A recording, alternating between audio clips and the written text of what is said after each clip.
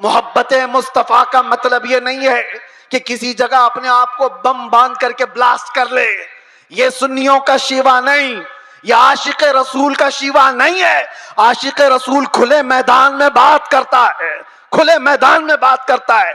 ये तमाम चीजें जो हरकतें हिंदुस्तान की सरजमीन पर हो या दुनिया की किसी सरजमीन पर, आतंकवाद जिसको कहा जाए, दहशतगर्द जिसको कहा जाए, टेररिज्म जिसको कहा जाए, इश्क मुस्तफा से उसका राई के दाने के बराबर भी ताल्लुक नहीं होता।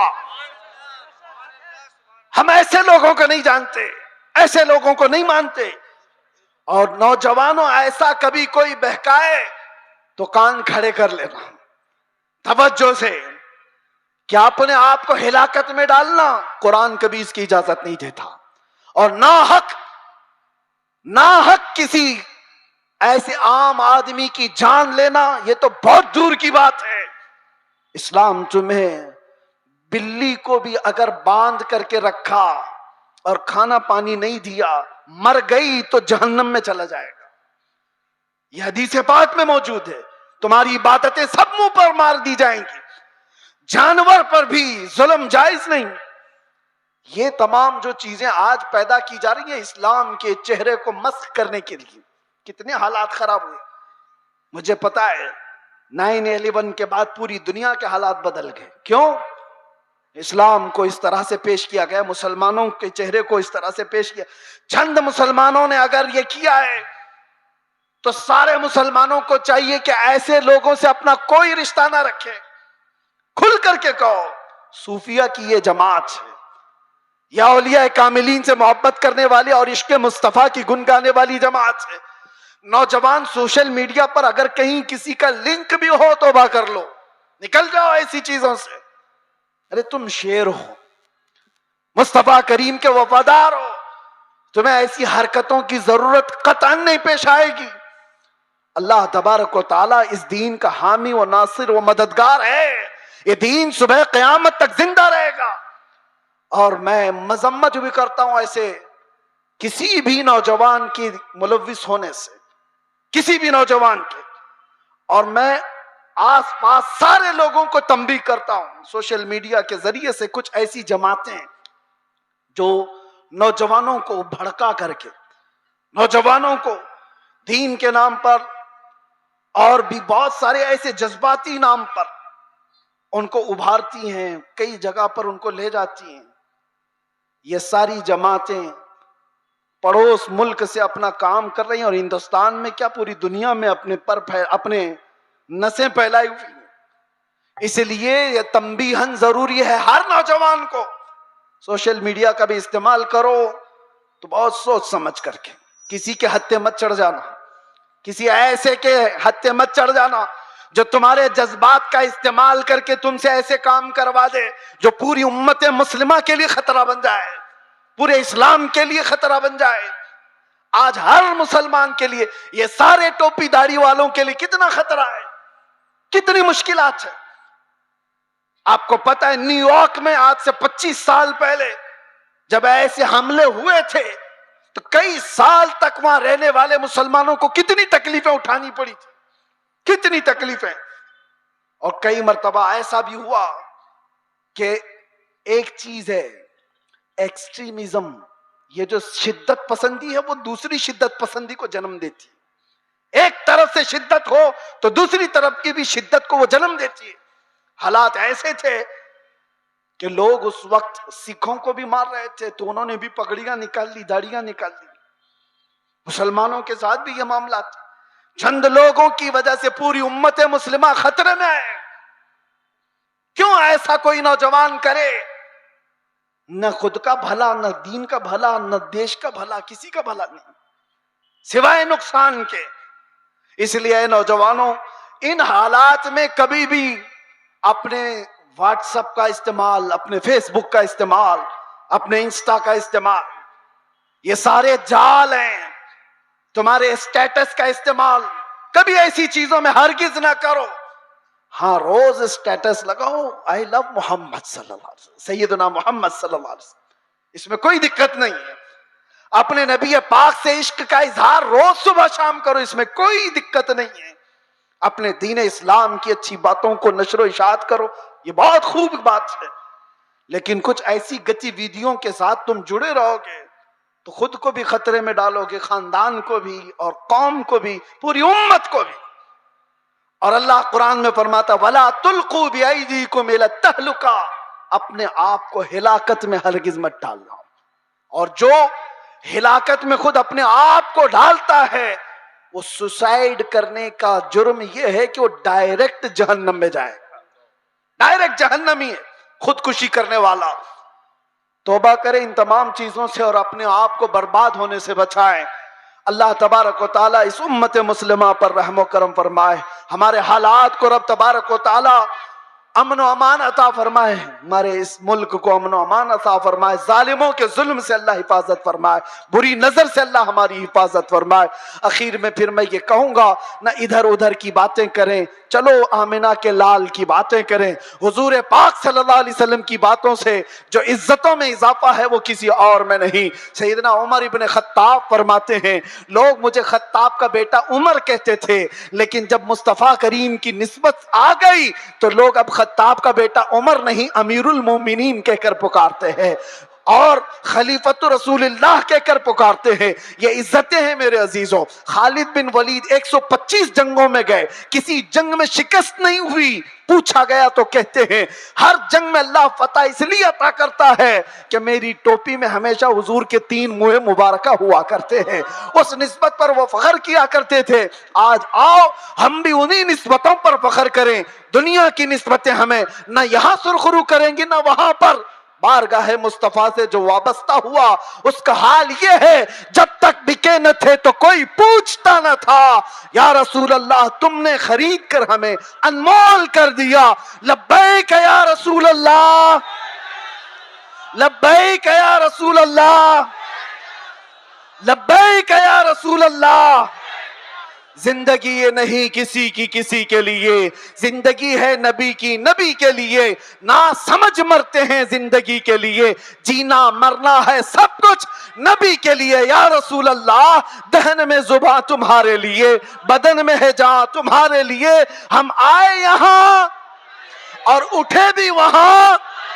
लब्बैक या रसूल अल्लाह।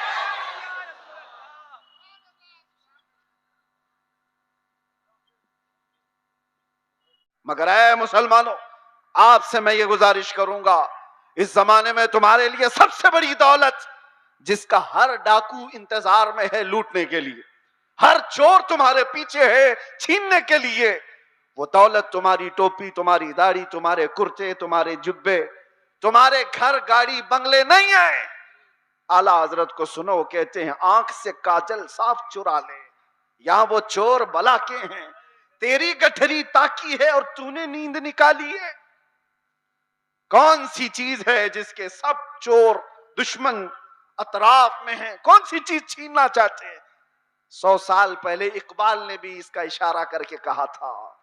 अंग्रेज ये कहते थे, ये फाका कश मौत से डरता नहीं जरा। सबको पता है ये मौत से डरने वाली कौम है ही नहीं। हमारे कंधे पर कफन हुआ करता है। डर उसको हो जिसे लगे कि मौत के बाद अंधेरा अंधेरा अंधेरा। डर उस कौम को क्या लगे इधर आंखें बंद हो उधर मुस्तफा का दीदार, उसे डर नहीं। दुनिया ये जानती है। तो अंग्रेज क्या कहते थे, ये फाका कश, भूखा रहता है, प्यासा रहता है, मौत से डरता नहीं जरा। कौन सी चीज है इसको जो निडर बनाई हुई है? कौन सी चीज है जो इसको बेखौफ बनाई हुई है? इकबाल कहते हैं रूहे मोहम्मदी इसके बदन से निकाल दो। वही कहता था अंग्रेज, रूहे मोहम्मदी इसके बदन से निकाल दो। और आला हजरत भी वही कहते हैं, आंख से काजल साफ चुरा ले। आंख से काजल चुराने का मतलब क्या है? अरे ये डब्बी वाला काजल नहीं, एक मोमिन की आंख का काजल इश्क मुस्तफा हुआ करता है। मोहब्बत मुस्तफा अगर तुम्हारे पास है तो तुम्हारी आंखों का काजल है। और इसी के चोर अतराफ में घूम रहे हैं, इसी के चोर, इसी के डाकू। अब तो जमाना ऐसा आएगा कि लोग मुदाहनत पसंद ऐसे होंगे। मियां क्या जरूरत है ऐसी बातें करने की, क्या जरूरत है? याद रखना, ये तमाम मसलहत पसंदी को मैंने दूसरे मुल्कों में देखा है, सऊदी अरब के कई ऐसे इलाके जिन्होंने अपने बच्चों को मॉडर्नाइज करने के लिए ऑस्ट्रेलिया में, अमेरिका में बचपन से पढ़ाया, और वो बच्चे जहां से इस्लाम फैला है वापस आए हैं तो पूछते हैं who is the Mohammad, Mohammad किसका नाम है, कौन है? मुआज़ अल्लाह रब्बिल आलमीन। अगर इसी अंदाज से जिंदगी जीने का सलीका रहा तो बच्चे यही सब चीजें सवाल करेंगे। इसीलिए मेरे मुस्तफा करीम सल्लल्लाहु अलैहि वसल्लम ने फरमाया था, अल्लिमू औलादकुम सलास खिसालिन, अपनी औलाद को 3 चीजों सिखा करके जाना। हुब्ब नबीकुम, सबसे पहली चीज अपने नबी की मोहब्बत सिखाओ, और दूसरे नंबर पर मेरे आका फरमाते हैं वह हुब्ब अहली बैतिही, हुजूर के अहले बैत की मोहब्बत सिखाओ, वह तिलावत अल कुरान अल करीम, तीसरी चीज ये कि हर बच्चे को कुरान की तिलावत सिखा के जाओ। एक बाप की तरफ से अपने बच्चे को दिया गए ये 3 चीजें दुनिया की सबसे बड़ी नेमत है, सबसे बड़ा तोहफा है, सबसे बड़ा हदिया है। इसीलिए मेरे अजीजों, बार बार हम हर स्टेज से ये अलल ऐलान तुम्हें पुकार पुकार कर कहते हैं, हुजूर पाक सल्लल्लाहु तआला अलैहि वसल्लम के नाम पर कोई समझौता ना करो, कोई मसलहत पसंदी ना करो, कोई दबाव, कोई समझौता नहीं। जो जान मांगो तो जान दे दें, जो माल मांगो तो माल दे दें, मगर ये हमसे कभी ना होगा नबी का जाहो जलाल दे दें। जब तक ये सिफत तुम्हारे अंदर बाकी रहेगी, इंशाअल्लाह कोई कौम तुमको सफ़े हस्ती से मुकम्मल मिटा ना सकेगी, नहीं होगा।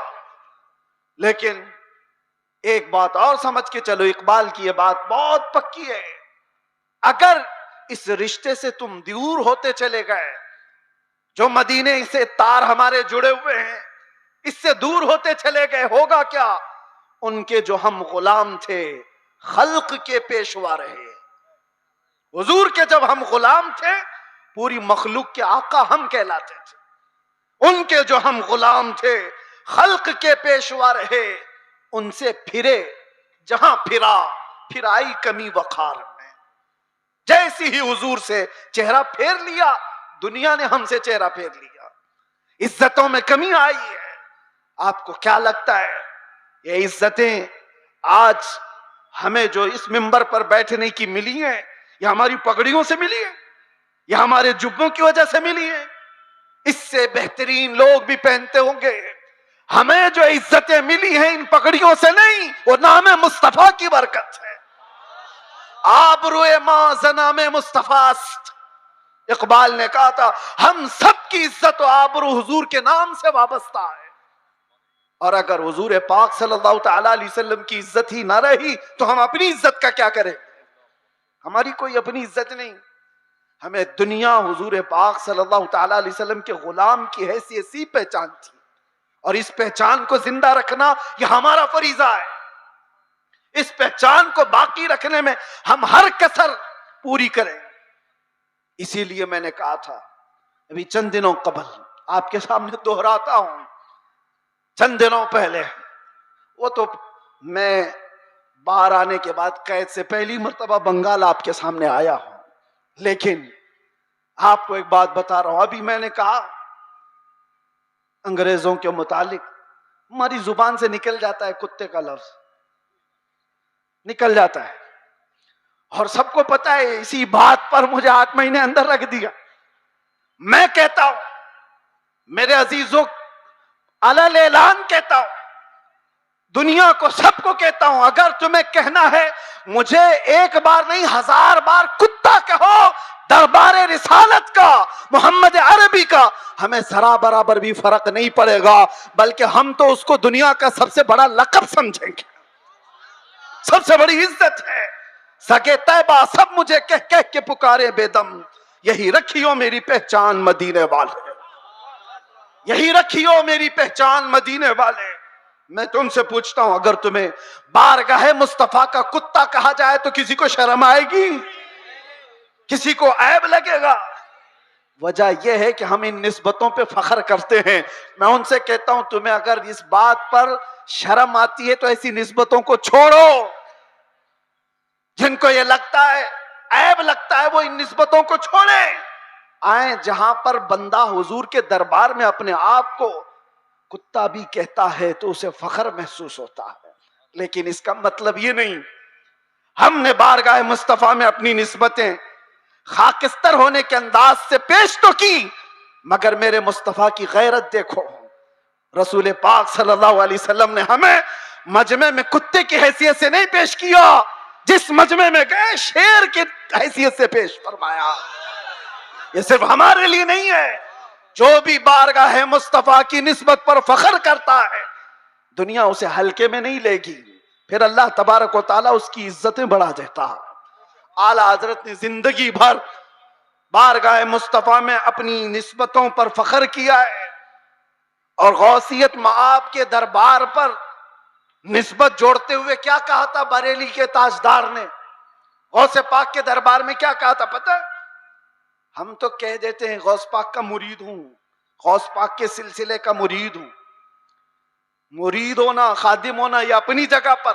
वक्त का मुजद्दिद, जिसको अल्लाह तबारक तआला ने 55 से ज्यादा उलूम व फनून पर महारत दी है, 1000 से ज्यादा किताबें लिखा हो, तकवा और तहारत का इमाम, लेकिन गौसे पाक के दरबार में जब बात करनी हो तो यूं कहता है, ऐ गौसियत मआब, तुझसे दर, दर से सग, और सग से है मुझको निस्बत।